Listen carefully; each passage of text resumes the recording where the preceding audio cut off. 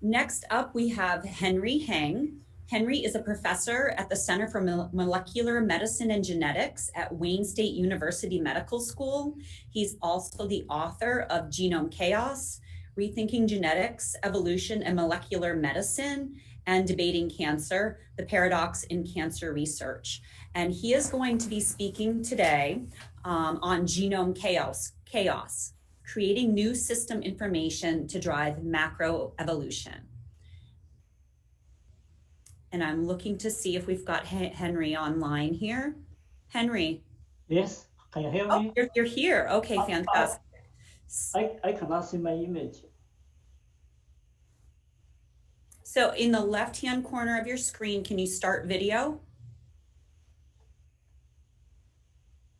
No.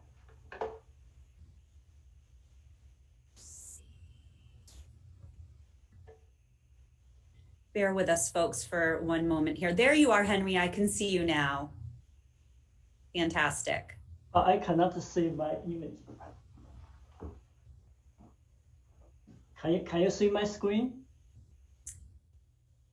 Can you? We see you on. Give one moment, and I believe your screen's going to come up. Okay, you're good to go.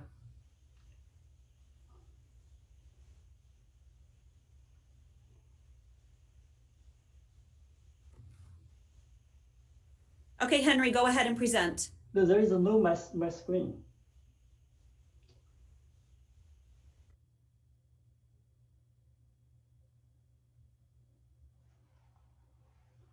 Okay, let me go ahead. I cannot see my screen, but I just speak in the dark, okay? So can you see my slides? Hello? We cannot see your slides. We can see you. Oh, that's a problem. Are you sharing your slides or should we use the backup slides? Yes, I share the slides, totally different slides. Cannot believe this. How should I do it? We can use the backup slides that the production company has. Backup slides are totally different. Yeah. Could I just log in again?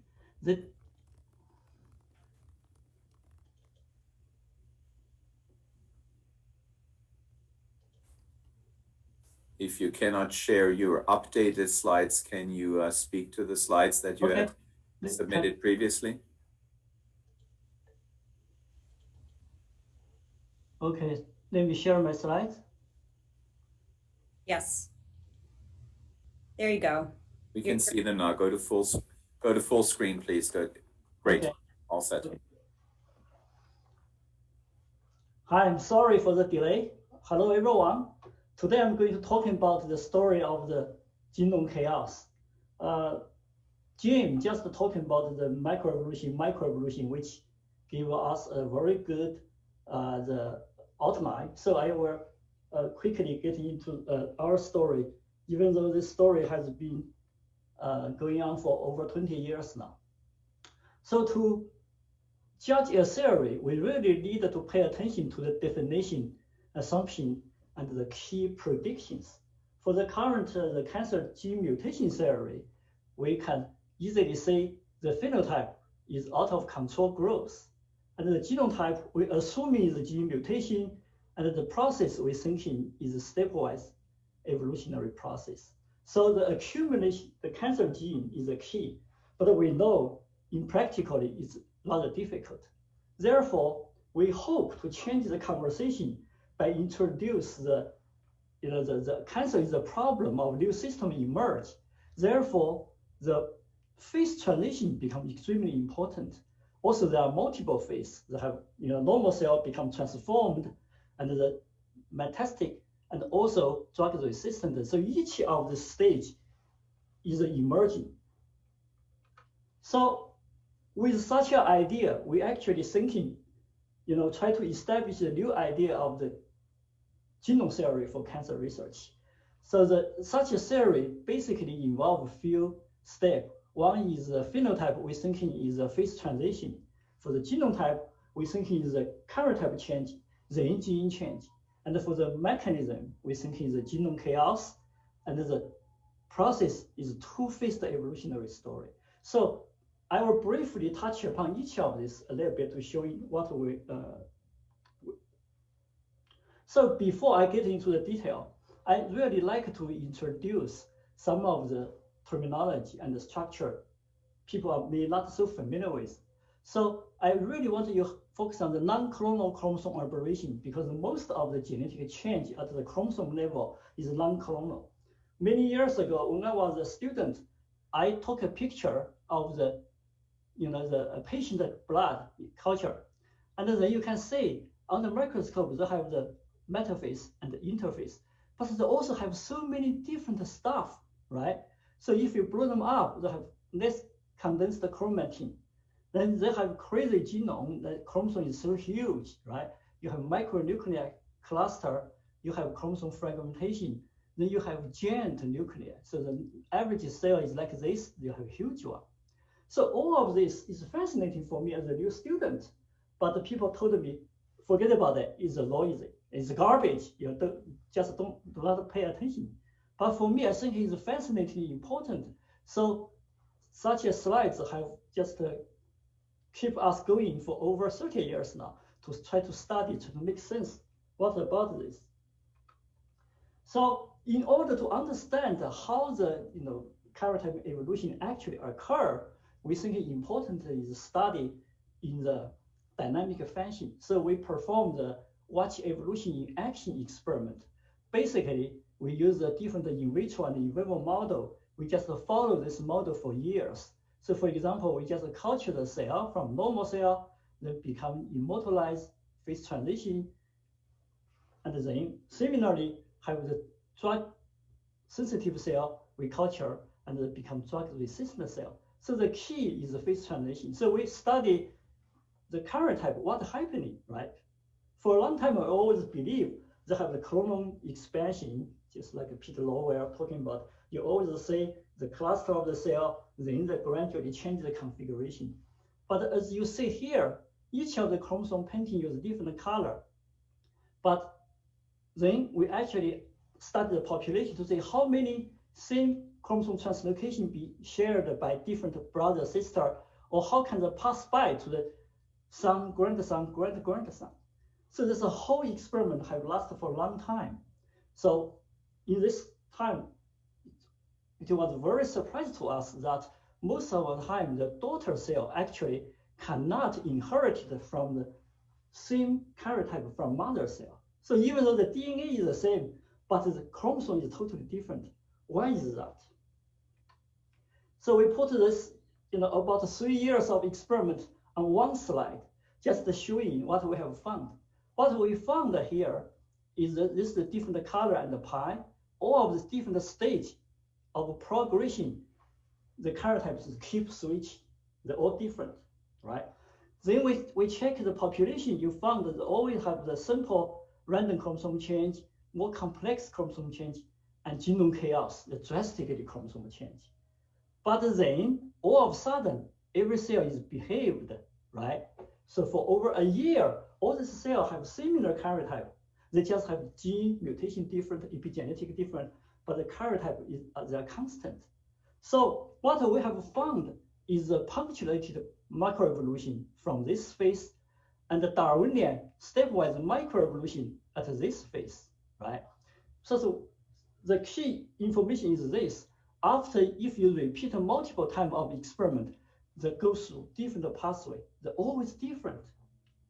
And especially if you treat the cancer cell, right, at this system immediately switch back to become chaotic again. So we also did the gene expression profile, identify individual gene. Basically, is very much drastically different when the genome is chaos. So all the transcriptome have involved so many pathways. But when this come down, the survived karyotype, you always can find the field dominated gene pathway. But if you repeat this experiment again, they are different. So every time we repeat is different molecular signature. So now we know, it's no way to declare you can find the key gene in such a system because every time they are different. So in order to understand why every time the evolution jump, the phase transition, always involve the karyotype rather than individual gene. So we're thinking we have to understand what's the meaning of this karyotype. So therefore, we gradually evolve and developed the idea, maybe there is a new type of information. Because for a long time, we always thinking genetic information is come from gene, right? And the chromosome just the carrier of the gene, right? However, because of missing inheritance, because of the gap between genotype and the phenotype, we realized that maybe we missed some very important point. So we try to introduce a new concept using the so-called karyotyping coding, because the karyotyping themselves could responsible for the system inheritance. Therefore, it's a so-called blueprint. Gene themselves is not the blueprint. So to get the idea what it looks like, right? First of all, this idea initially is extremely difficult to communicate with people, because people always say, what do you mean? We already have gene, we already have genetic information. So let's have the simple metaphor. So you have the bricks, right? You have the like a protein, the material, but depends on the architecture, you can build a totally different structure with different function, right? So that's exactly the same thing for our biological system. So imagine you have a chromosome, you have the A, B, C, D, E gene. This order form the nuclear domain. So you can see this domain A, B, C, D as a domain. And this domain becomes structure basis for the genome interaction, right? So imagine you have two chromosomes in the cell, they have gene A, B, C, D, E. If you just change the chromosomal location without changing the gene themselves, they should have different expression pattern, right? So that's what's actually really happening. So to prove, this, there's a new genome karyotype information. There are so many different experiments to support that. But I only want to give you some of the one example. The one example is a sponge. Sponge have the 18,000 gene.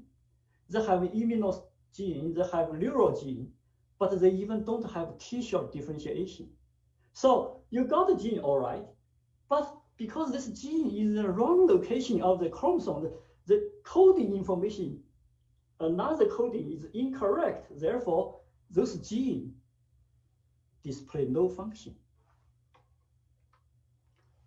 So now we know, okay, perhaps there is a new system, which is a chromosome, right? The genome, and to control the gene interaction. So people ask, how can this information be passed by, right? So then we actually thinking for a long time, and finally we realized this is bisexual reproduction, because as I just showing the meiosis chromosome here, so the chromosome pair, right? The process pair actually is checking the order of the gene. If the order is different, so they cannot form the right chromosome. Therefore, this process will be abolished. So further, we actually realized not just the meiosis themselves, but also fertilization and the developmental stage. Every time if you have a chromosome problem, they always go to the automatic abortion, because the system try to keep it pure, right? So now we actually realize that the function of sexual reproduction, in contrast with the previously thinking, previous people always thinking is give a diversity because you combine with both parents diversity. But in fact, maybe we have been bargaining on the wrong tree for a long time. So since this question have been with us for over 130 years, so after we introduce this idea, it's quite controversial. Until some top thinker like the Rubin Holiday, who the Holiday Junction under his name, and Adam Wiki, the rethinking this problem, they said that the conclusion is rather surprised. The initial function of meiosis actually is limited rather than enhance the recombination. So therefore, we actually solved one of the very important evolutionary questions. But But what is this to do with cancer? Because we study cancer, we realize this, right? And then what's the implication for cancer themselves? Then people will ask. We understand because somatic cell evolution without such a filter, so they can quickly occur. That's why for many of the cancers, they can occur in 10, 20 years, but in different species, in order to emerge from new species, usually take much, much longer time. So now, if that's the case, right, the somatic cell, they don't have constraint. Therefore, they should be very, very chaotic in such a sense. And the results actually showing it's the same. Previously slides I have shown you, which is the immortalization model. And here is the new model. What we have found is you can have the cancer cell, picture A, then you put the chemotherapy drug, picture B. In few hours, the chromosomes start to fragment because they're just killing most of the cell. But then in 24 to 46 hours, the chromosomes start to rejoin together, right? The population, you get the cell. So all the different chromosomes form the new chromosome here, but because they are unstable, so they continue going. So during this whole process, about 3 to 6 weeks, 7 weeks, then you have the winner become stable, survival, right? But if you repeat the experiment again, different survivor. You do it again, different survivor. So now we understand the macroevolution configuration is highly dynamic. Each one have different successor. So I just showing you what that's the different cell behavior. How about the population, right? So in the chaotic genome, we have two types. One is structural, one is numerical. So if you score the structure, this is one cell have so many translocations, and this is one of extremely situations. The whole genome with over 80 chromosomes formed one giant chromosome there. So anything, you're looking for, they will come to surprise us. So this is the model I just showing you at the very beginning. This model, so initially culture and gradually chaotic, and then they become immortalized. So you can see the system become unstable if you judge by the total translocation event. But when it become immortalized, the cell, the system actually come down. Everything is very stable until we use chemotherapy. We immediately trigger another phase transition. So most of this crazy chromosome, the crazy karyotype, actually is induced by our treatment. That is very striking because the previously cancer population don't have such a thing. But when we try to cure the cancer, we actually induce such a phenomenon, right? So that's almost like in clinically, after initial treatment, always good, the tumor becomes smaller, but after a few months, they come back vigorously because the triggered genome chaos. So this is this diagram score the chromosome translocation. We also score the polyploidy. So when this during the cancer evolution, especially after drug resistant, sometimes they could have so many chromosomes into one cell. So like this cell, they have about 400 chromosomes. Some have 700 chromosomes. So you can see the giant nuclei so big, and the average size nuclei like this, but this could with such big.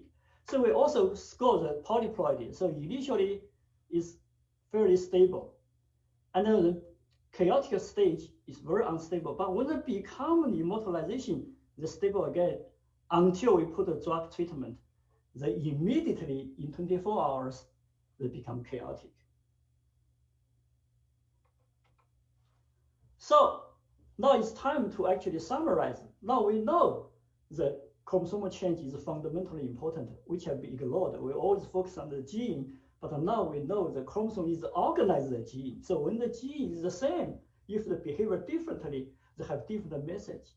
And we also know, put the drug treatment or the natural progression, they always reshuffle the genome. Then what is the mechanism? That's people always ask. So the first mechanism we realized is a survival strategy under different stress. No matter what type of stress, if you are strong, they are going to have the problem. So the stress is very diverse. And the second one, to achieve the new genome, they have totally different pathway. For example, for this one, they use polyploidy, right? Then also for this one, just translocation. This one is a nuclear cluster, and this one is chromosome fragmentation. It doesn't matter which way they're going. As soon as they can produce the new genome, bingo. So if they can survive, then the gene mutation helps them to make the population become bigger and bigger, right? So that actually is fundamentally important there. So what you have seen here, in fact, is two phases. One phase is macroevolution, is punctuated stochastic. And one phase is microevolution, is gene and epigene help this population become bigger. So that is the story of this cancer research.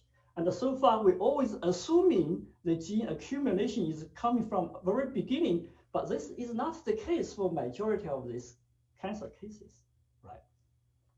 So interestingly enough, even though we say it's a chaotic genome chaos process, but the pattern is very predictable, because as long as you have enough stress, either chemotherapy or targeted therapy, before this all the cell be eliminated, they always actively evolve this process and become new type of information, and which makes your treatment useless.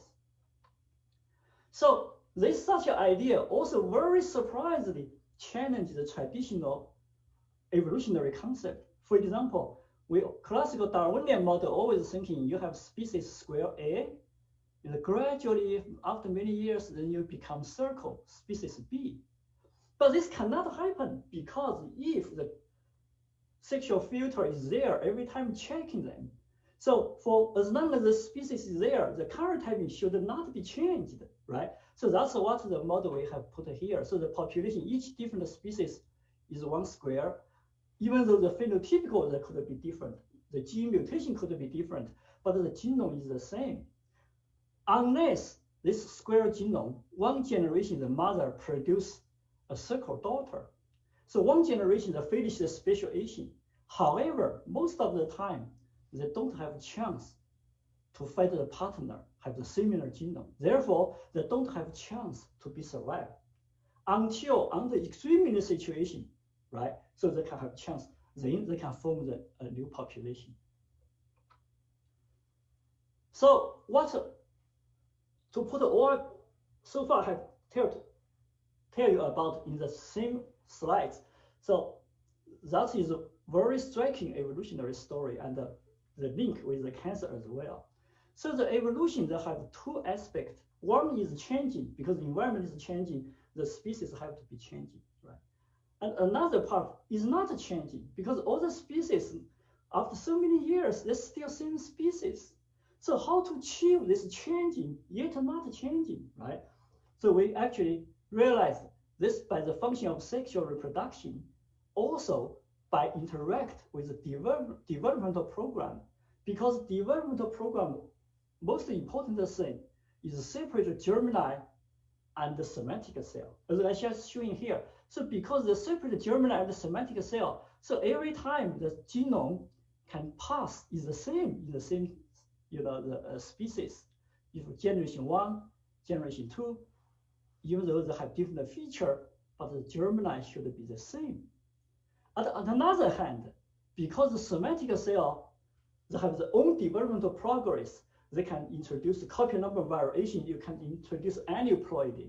So therefore, each of the individual can change the somatic genome to have such adaptation.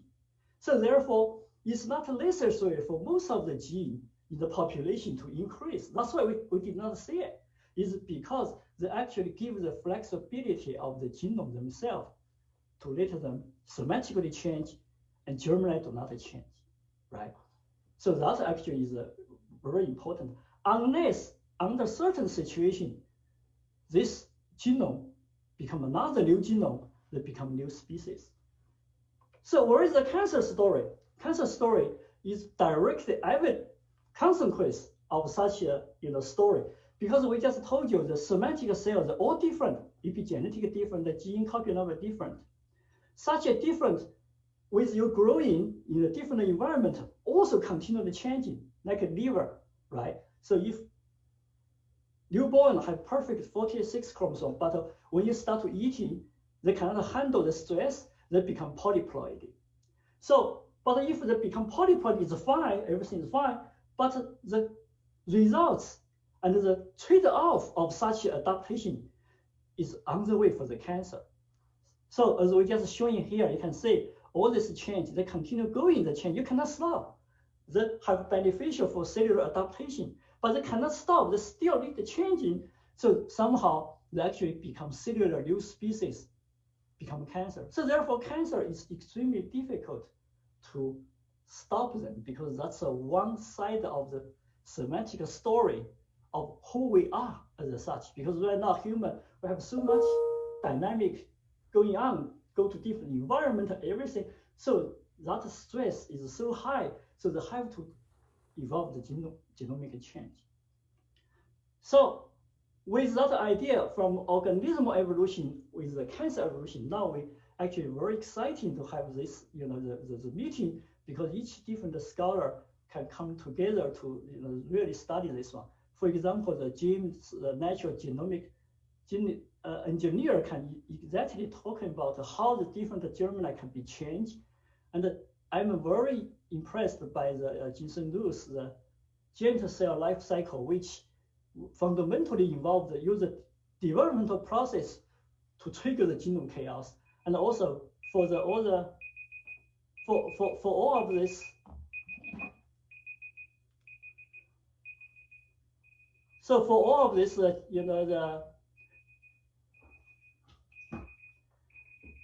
early detection, everything. So we can say, from Dallas, also early detection, and also how all the different species form for the hyperspeciation is extremely important. And the last slide.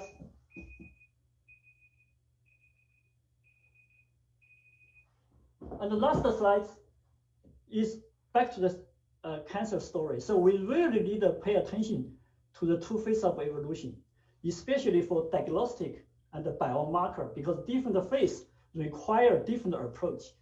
A second one is the maximum killing strategy we need to avoid, because most of the time they will quickly induce the drug resistance. And finally, we're thinking the cancer evolution is different from traditional evolution, which in the future we should pay more attention, use such a model to re-examine many of the assumptions in traditional evolution research. And I appreciate most of the people here for many years we discuss and develop this idea. And for all the information, people can check out the Debating Cancer. And thank you. Sorry for the technical problem, but thanks.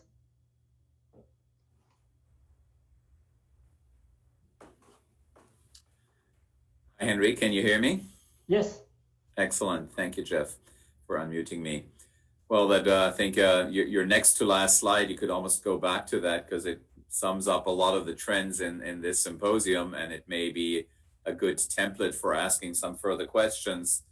For all the audience, I get access to all the chat, but somehow the Q&A function, we need to sort that out in the break. Not all questions are coming through, so some of them Jeff and I will take into the panel discussions this afternoon. Sorry if chat and Q&A don't work equally well, but we see the chat rather readily.